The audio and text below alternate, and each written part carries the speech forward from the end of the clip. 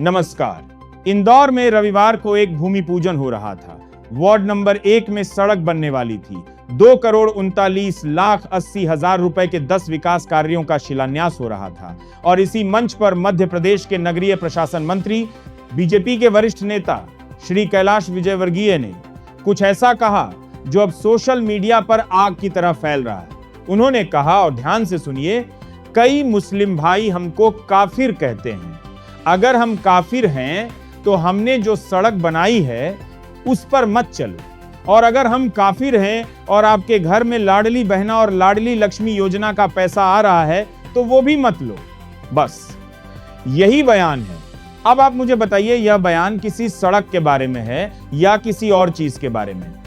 एक मंत्री जो जनता का प्रतिनिधि है, जो सरकारी पैसे से सड़क बनवा रहा है, वह सड़क उसकी व्यक्तिगत संपत्ति कब बन गई?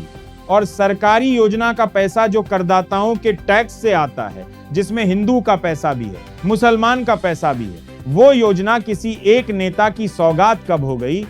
देखिए, भूमि पूजन में मंत्री जी ने खुद कहा, सबका साथ, सबका विकास, सबका विश्वास, सबका प्रयास। यही हमारी नीति है, यही हमारी सरकार का दर्शन है। लेकिन उसी भाषण में, उसी मंच पर उन्होंने कहा कि अगर तुम हमें काफिर मानते हो तो हमारी सड़क पर मत चलो। अब आप सोचिए, क्या ये दोनों बातें एक साथ हो सकती हैं? क्या सबका साथ और मेरी सड़क पर मत चलो एक ही सांस में कहे जा सकते हैं?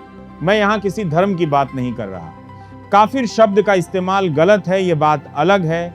लेकिन एक निर्वाचित जनप्रतिनिधि जब जनता को धमकी देने लगे कि हमारी सड़क पर मत चलो, तो यह एक बहुत ही बुनियादी सवाल खड़ा कर दी करता है। वह सड़क किसकी है? संविधान कहता है वह सड़क उस इलाके में रहने वाले हर नागरिक की है, चाहे उसने वोट दिया हो या न दिया हो, चाहे वो किसी भी धर्म का हो, क्योंकि वह सड़क सरकारी पैसे से बनी है और सरकारी पैसा जनता का पैसा होता है। मंत्री जी ने यह भी कहा, आप हमें वोट दो या न दो, हमारा काम जनता की सेवा करना है। यह बात उन्होंने उसी भाषण में कही। तो फिर उन्होंने यह क्यों कहा कि हमारी सड़क पर मत चलो? अगर काम जनता की सेवा है तो सेवा में शर्तें कैसी? और यह पहला मौका नहीं है। इसी साल जनवरी में विजयवर्गीय ने कुंभ में मुसलमानों की एंट्री पर नो एंट्री को अपनी भावना बताया था। इससे पहले बंगाल के मदरसों को राष्ट्र विरोधी बताया था। बयान पर बयान, विवाद पर विवाद, लेकिन ये बयान अखबार की सुर्खियां बनते हैं, वायरल होते हैं और फिर अगला बयान आ जाता है।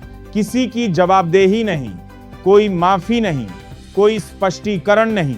एक सवाल मैं आपके लिए छोड़ता हूं। जब एक मंत्री किसी नागरिक को उसकी पहचान के आधार पर सरकारी सुविधा से बाहर करने की बात करे, चाहे वो गुस्से में हो, चाहे वो रिएक्शन में हो, तो क्या वो मंत्री पद पर बने रहने के लायक है? ये सवाल मैं नहीं पूछ रहा, ये सवाल आपका संविधान पूछ रहा है। नमस्कार।